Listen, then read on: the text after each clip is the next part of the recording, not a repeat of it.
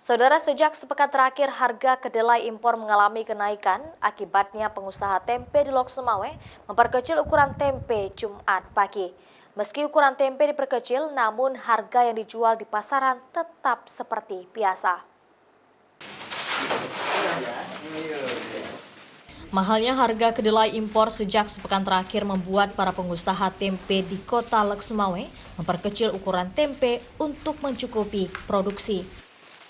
Mahalnya harga kedelai impor tersebut dipicu akibat tidak tersedianya bahan baku kedelai lokal, sehingga harus memesan kedelai impor yang dibeli di Medan, Sumatera Utara.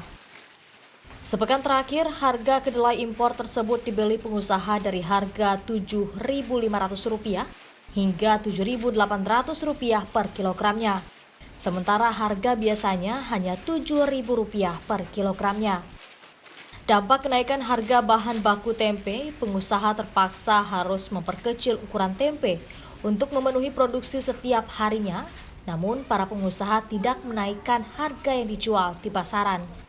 Kalau barang lokal memang nggak ada, kami barang pesan dari Medan, barang impor lah, barang impor. Sempat harga 7.800. Produksinya agak menurun. Biasa 1,5 ton kami buat.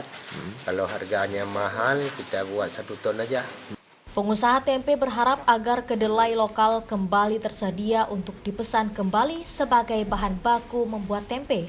Dikarenakan jika harus terus memesan kedelai impor yang tidak stabil harganya, dapat berdampak pada produksi usaha tempe yang tidak stabil. Dikarenakan tempe sudah menjadi kebutuhan bagi masyarakat di Lok Sumawe dan Aceh Utara. Zikri Maulana, Kompas TV, Lok Sumawe.